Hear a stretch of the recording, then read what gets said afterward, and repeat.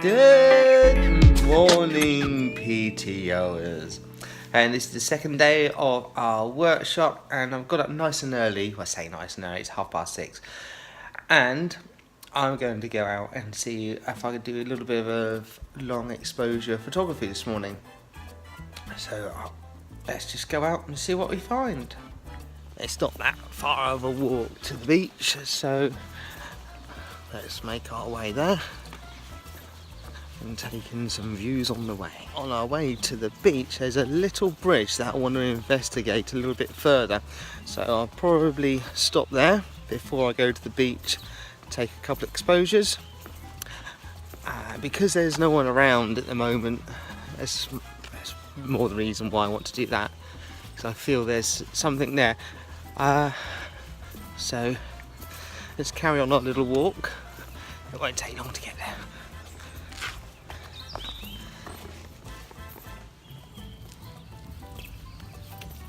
And there's one of the more deeper swimming pools which we can swim in. I think there's about 3 or 4 swimming pools around this location, and there's one of the bars there, and just over in the back of that building is where the main reception is. And as you can see, there's many little hammocks around for people just to lie in the sun. But it's an extremely big resort.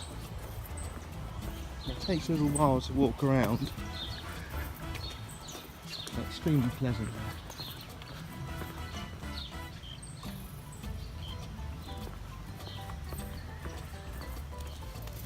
Okay, I'm at my first location now. When I turn the camera around, you'll see the bridge, and I'm going to do a long exposure there. So let's carry on to it. The landscape of this hotel complex is beautiful, and here is the bridge.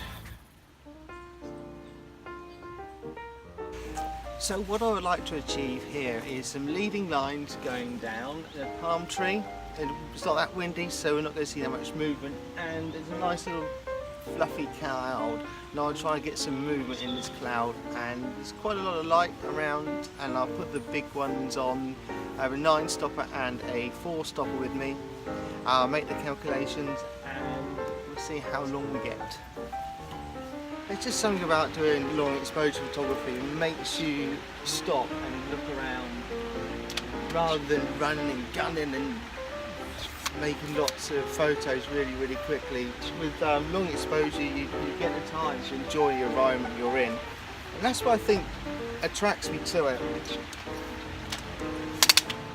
And in my bag I have my camera. It's a 24-70 lens. I have a 10-20 wide. I have also the filters in the other part, and I have the cable release to put on bulb mode when I put the camera on bulb.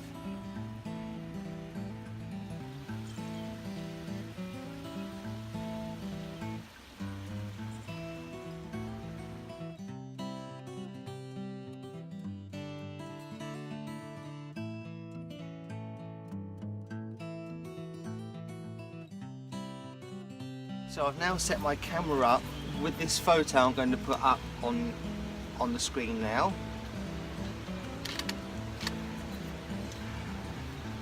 And my settings are 100 ISO, f16 in a 1/10 of a second.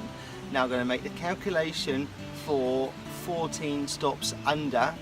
I have 2 filters, one of 10, natural density filter, one of 10 and one of 4, to try and get some movement in the clouds. So I'm going to make that calculation now and I'll come back.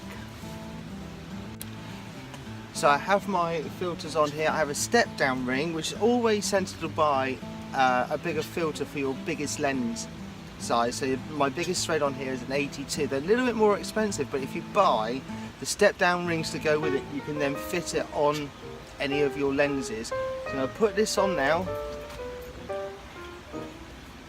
Making sure we're in focus first, because after this goes on, the The focus point you will not be able to see because it's black. I'll do it like this, you can see. See this? You can't really see it. Actually what you're seeing is reflection back. If I look over there, that's what you're seeing. You can't see through this, it's so dark. And that's what gives us the effect. And let's check in the focus point. I'll put it into manual.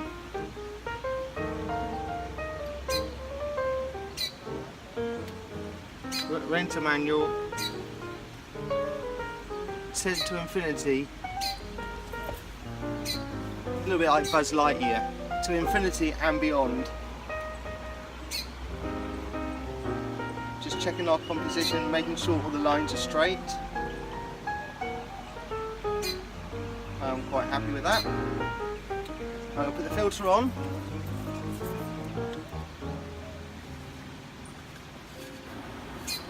And you have to shoot this in. You have to shoot this in manual mode with on bulb because our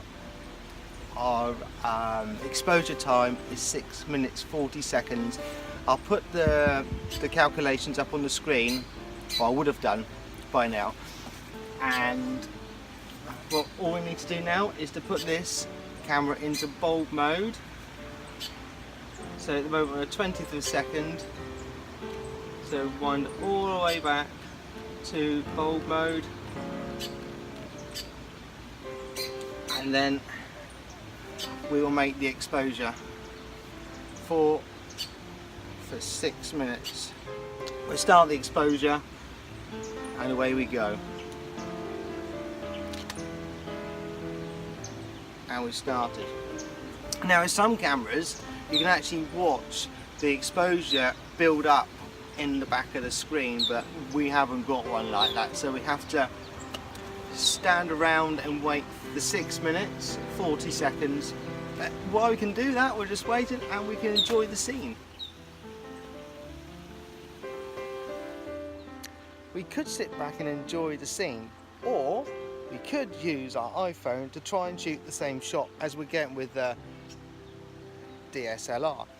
Now I'm going to use average night cam, and I don't know how long it's going to go on for, but I'm going to use the 256 photos, and these go bang bang bang bang bang bang bang.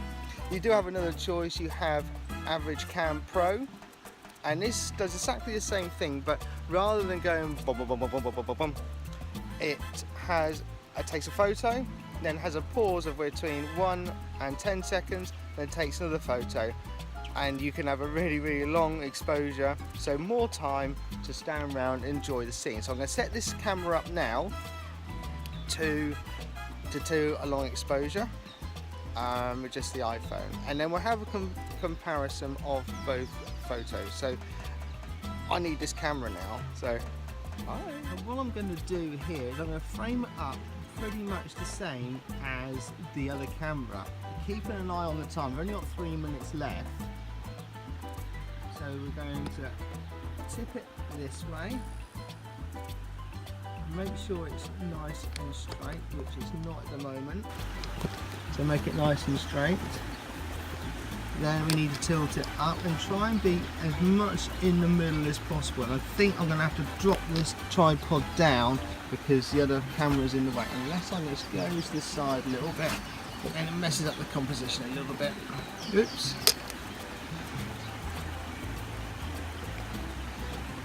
Aha. Let's tilt that down a bit. Okay, I think that's how I'm going to set it up.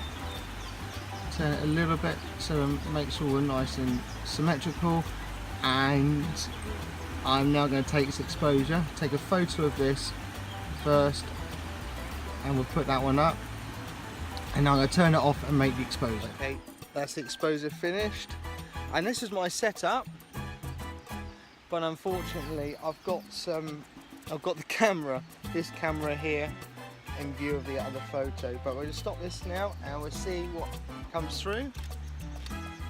Do it.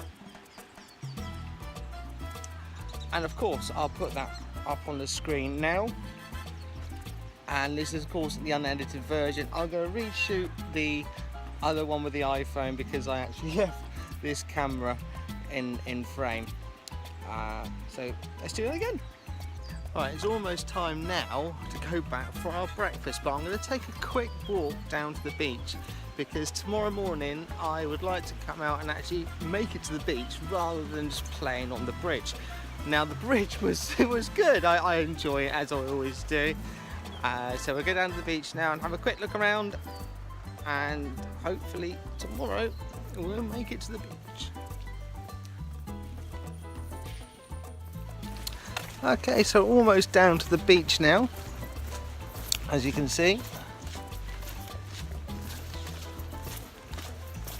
There's lots of nice cloud formations. But I have to have a look and see if there's any leading lines into the sea. Oh wow, archery. There's many activities down here. There's also volleyball. The beach hut where I believe you change your towels here. And there's a lot of activities going on.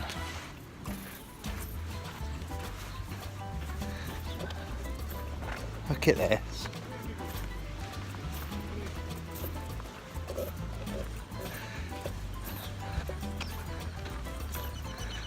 This is really nice.